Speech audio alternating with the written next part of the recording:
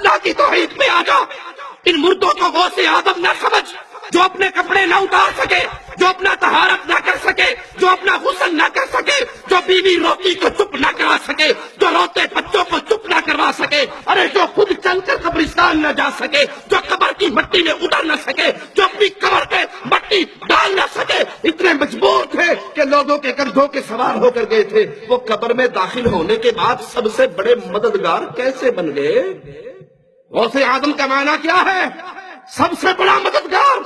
اور دھرتی پہ لوگوں سن لو، کائنات میں سب سے بڑا مددگار صرف ایک ہے، اور وہ نہیں ہے جو مر کے مٹی میں دفن ہو جائے، وہ ہے جو سب کو مارتا ہے، اسے موت. تم کہتے ہو ہمارا بابا انڈیا کا غریب نواز ہے. ارے اللہ کی قسم، کائنات میں غریب نواز دو نہیں ہے، غریب نواز ایک ہے. اگر تمہارا یہ بابا غریب نواز ہے تو اللہ کو کیا کہو گے؟ ہم کہتے ہیں اللہ غریب نواز ہے. کیسے؟ دلیل مانگو ہم سے. وہ مالی کہتا ہے انتم الفقراء، تم سارے غریب ہو، تم سارے فقیر ہو، تم سارے مانگتے ہو. نبی، ولی، علی، غوث، قطب جو تم نے بنا رکھے ہیں، اپنے بزرگوں کو نام دے رکھے ہیں غوث و قطب کے، سنو یہ سب اللہ کے در کے فقیر ہے، سوالی ہے، مانگتے ہیں. غوث اعظم غریب النواز، بندہ نواز، بندہ پرور، داتا اپنے عرش پہ ہے، وہ دھرتی میں دفن نہیں ہوا.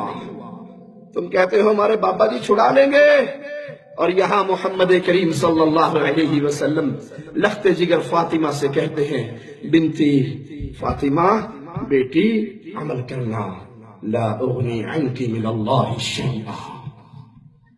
فاطمہ اگر رب نے پکڑ لیا تو محمد کی لخت جگر ہونے کی وجہ سے چھٹکارا نہ ہوگا. عمل کرنا، اگر اللہ نے پکڑ لیا میں تیرا بابا تجھے چھڑا نہ سکوں گا. یہ وہ راستہ ہے شرک کا جس پہ چل کے آج لوگوں نے گارنٹی دے دی لوگوں کو کہ جاؤ ہماری جماعتوں میں آ جاؤ، ہمارے سلسلوں میں آ جاؤ، ہماری پیری فقیری پہ آ جاؤ، ہمارا دم بھرتے رہو، نذرانے سالانے چندے ہمیں دیتے رہو، جو مرضی کرتے رہو، ہمارے پیر صاحب نے تمہیں بخشوا لینا ہے. تمہارے سارے پیر اکٹھے ہو جائیں تو محمد کے ایک صحابی کے برابر ہو سکتے صلی اللہ علیہ وسلم.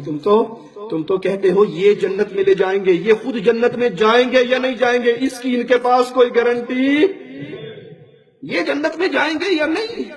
جس امام کو ہم مانتے ہیں، جس امام کو ہم مانتے ہیں، جس کو ہم نے امام اعظم کہا، قائد اعظم کہا، رہبر اعظم کہا، اللہ کی قسم اس کی گارنٹی ہے جب تک محمد دروازہ نہ کھلوائے جنت کا دروازہ کوئی اور کھلوا نہیں سکتا. جب تک میرے آقا جنت میں نہ جائے کوئی اور نبی جا نہیں سکتے. جب تک مصطفیٰ کی امت نہ جائے کسی نبی کی امت جا سکتی صلی اللہ علیہ وسلم. یہ گارنٹی صرف اہل الحدیث کے پاس ہے.